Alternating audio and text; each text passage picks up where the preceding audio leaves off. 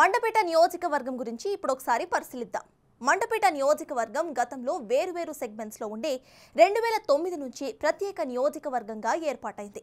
అయితే 1952 నుంచి 1972 వరకు పామూరు అసెంబ్లీ సెగ్మెంట్ లో ఉండగా ఆ తర్వాతి నుంచి 2009 వరకు ఆలమూరు నియోజకవర్గంలో భాగంగా ఉండేది. నియోజకవర్గాల పునర్విభజనలో భాగంగా 2009 నుంచి మండపేట సెపరేట్ సెగ్మెంట్గా మారిపోయింది. మండపేట సెగ్మెంట్ ఎప్పుడైతే ఏర్పడిందో అప్పటి నుంచి టీడీపీతే ఇక్కడ హవా నడుస్తూ వస్తోంది. వేగుళ్ల జోగేశ్వరరావు వరుసగా 3 సార్లు గెలుస్తూ వచ్చారు.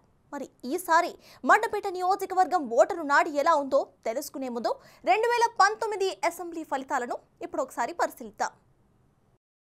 2019 ఎన్నికల్లో వైసీపీ అభ్యర్థిగా పోటీ చేసిన పిల్లి సుభాష్ చంద్రబోస్ 36% ఓట్లు సాధించారు.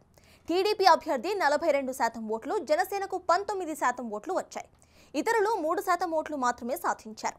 ముఖ్యంగా గత ఎన్నికల్లో ఏపీ వ్యాప్తంగా వైఎస్ఆర్ కాంగ్రెస్ వే ఉన్న టీడీపీ అభ్యర్థి జోగేశ్వరరావు విజయం సాధించారు. ఇందుకు ముఖ్య కారణమైనపై ఉన్న పాజిటివ్ ఇమేజ్. అయితే మండపేట సెగ్మెంట్లో జరిగిన అభివృద్ధి కార్యక్రమాలే అక్కడ పాజిటివ్ రోల్ను ప్లే చేశాయి. జనసేన అభ్యర్థిగా వేగుళ్ల లీలాకృష్ణ పోటీ చేసి 18% ఓట్ షేర్ సాధించినా కూడా టీడీపీకి ఈ సెగ్మెంట్లో ఇబ్బంది రాలేదు.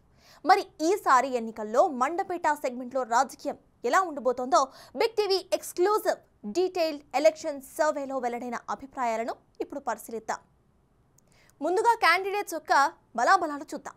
అయితే ఫస్ట్ మనం చూసేది తోట త్రిమూర్తుల గురించి. తోట త్రిమూర్తులు ప్లస్ పాయింట్స్ ఇప్పుడు ఒకసారి గమనిద్దాం. సీనియర్ మోస్ట్ పొలిటీషియన్గా ఆయనకు పేరుంది. మండపేట జనంలో పాజిటివ్ ఇమేజ్ కూడా ఉంది.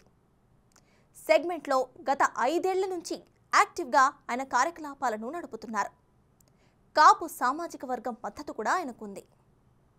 ఇక తోట త్రిమూర్తులు మైనస్ పాయింట్స్ను ఇప్పుడు పరిశీలిద్దాం. టీడీపీ జనసేన ఉమ్మడి అభ్యర్థిని ఎంతవరకు ఎదుర్కొంటారు అన్న డౌట్స్ వెల్లువెత్తుతున్నాయి. ఇప్పుడు మరో క్యాండిడేట్ గురించి చూద్దాం. వి జోగేశ్వరరావు. ఆయనకున్న ప్లస్ పాయింట్స్ మరియు మైనస్ పాయింట్స్ను గమనిద్దాం. ముందుగా వి జోగేశ్వరరావు యొక్క ప్లస్ పాయింట్స్. మండపేటలో జోగేశ్వరరావుకు తిరుగులేని నేతగా మారటం. ఇక జోగేశ్వరరావు పేరు ముందే ప్రకటించిన టీడీపీ. క్యాడర్లో ఆయనకు ఇమేజ్ కూడా పెరగటం. ఇవన్నీ కూడా ఆయనకు ప్లస్ పాయింట్స్గా ఉన్నాయి. ఇక ఇప్పుడు వి జోగేశ్వరరావుకున్న మైనస్ పాయింట్స్ను పరిశీలిద్దాం. 3 సార్లు ఎమ్మెల్యేగా ఉన్నా అనుకున్నంత స్థాయిలో జరగని అభివృద్ధి. జనంలో తగ్గిన ఇమేజ్ ఒక పెద్ద మైనస్గా చెప్పుకోవచ్చు.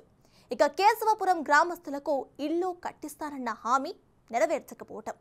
రాజమండ్రి, కాకినాడ, కడియం, రామచంద్రాపురానికి కనెక్టివిటీ రోడ్స్ డ్యామేజ్ అవ్వటం. సెగ్మెంట్లో రైస్ మిల్స్ ఉన్నా కూడా రైతులకు మాత్రం సరైన ధర రాకపోవటం. ఇవన్నీ కూడా ఆయనకు ఉన్న మైనస్ పాయింట్స్. ఇక వచ్చే ఎన్నికల్లో మండపేట నియోజకవర్గంలో ఎవరెవరు పోటీలో ఉంటే ఫలితాలు ఏ విధంగా వచ్చే అవకాశం ఉందో ఇప్పుడు ఒకసారి పరిశీలిద్దాం. ముందుగా తోట త్రిమూర్తులు మరియు జోగేశ్వరరావు మధ్య పోటీ నెలకొంటే అక్కడ పరిస్థితులు ఎలా ఉంటాయో ఇప్పుడు ఒకసారి చూద్దాం.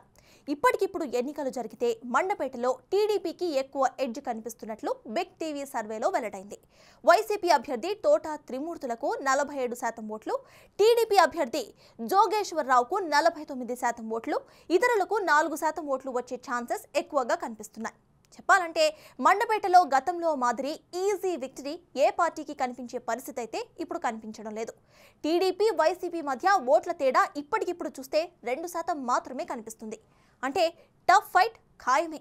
అయితే టీడీపీ అభ్యర్థి వరుసగా 3 సార్లు గెలిచారు కాబట్టి ఈసారి సహజ వ్యతిరేకత ఉంటున్న జనసేన పొత్తుతో బయటపడే అవకాశాలు ఎక్కువగా కనిపిస్తున్నాయి.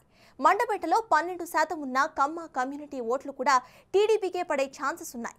అయితే జోగేశ్వరరావు అభ్యర్థిత్వంపై మండపేట టీడీపీలో భిన్న అభిప్రాయాలు వ్యక్తమవుతున్నాయి.